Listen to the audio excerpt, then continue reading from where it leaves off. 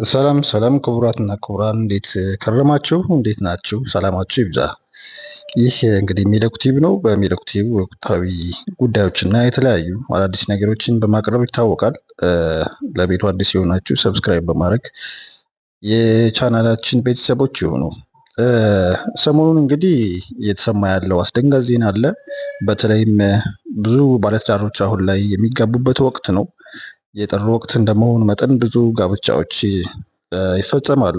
በዛውም ልክ ግን አሁን ላይ በጣም አሳሳቢ የሆነ የወጣው እና በጣም መረጃዎች ሰፋ አድርገው እንዲታዩ ያደረገው አስደንጋጩ ነገር የፍቺ መብዛት ነው እና ፍቺ በ54 በመቶ ጭማሪ ያሳይቷል የሚል መረጃ ወጥቷል። እንግዲህ በአዲስ አበባ ነው የፍቺ መጠን በከፍተኛ ሁኔታ መጨመሩ ደግሞ የተገለጸው። በ54 በመቶ የሚያህል ፍቺው አዲስ አበባ ላይ ደግሞ በተለይም በከፍተኛ ሁኔታ እየጨመረ መጥቷል ነው የተባለው። በዋና ከተማችን አዲስ አበባ እንግዲህ የቤተሰብ መፍረስ አሳሳቢ ደረጃ ላይ መድረሱን የሚያሳዩ አዳዲስ መረጃዎች እንግዲህ በየቀኑ እየወጡ ነው። ያው ትዳር ሲኖር ልጅም ይኖራል። ብዙ ነገሮች አሉ። የሰው ልጅ ያው ከአንድ ወደ ሁለት ይሻለኛል ብሎ ከዛም ደግሞ ልጅ ከወለደ እንደዛ የራሱን ኢምፓየር ይመሰረታል፣ የራሱን ነገር ይመሰረታል።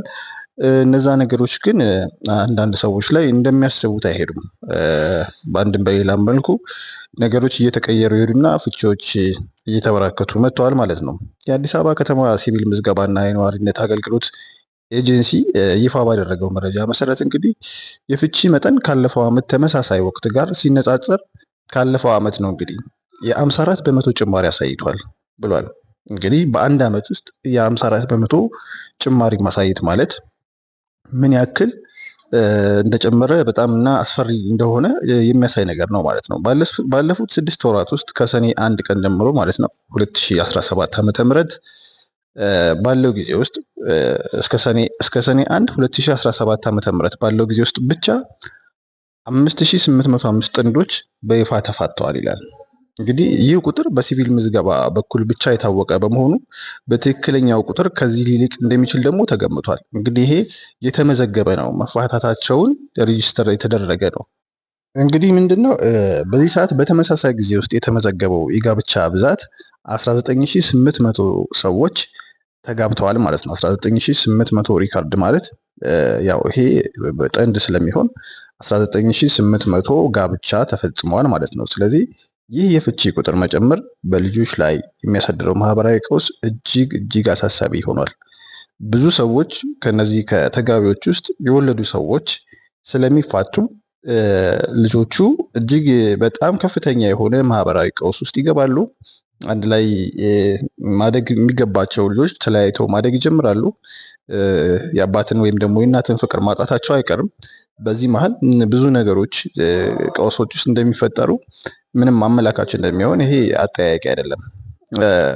ስለዚህ በፍቺው ምክንያት ወደ 668 ህጻናት ከአንደኛው ወላጆቻቸው ጋር ብቻ ለመኖር ተገደዋል ማለት ነው። 668 ህጻናት። ስለዚህ ዳይሬክተሯ ወይዘሮ ቤዛዊት ብርሃኔ እንደገለጹት ከሆነ በአማካኝ በአንድ ቤተሰብ ውስጥ 2 ህጻናት የሚኖሩ ሲሆን ፍቺው ህጻናቱን ለተለያዩ ማህበራዊ ቀውሶች እያጋለጠ ይገኛል ብለዋል ማለት ነው። ኤጀንሲው ባለትዳሮች ወደ ፍቺ ውሳኔ ከመሄዳቸው በፊት የልጆቻቸውን የወደፊት እጣ ፈንታና ህይወት ወይም ደግሞ ቆም ብለው እንዲያስቡበት ጥሪ አቅርበዋል።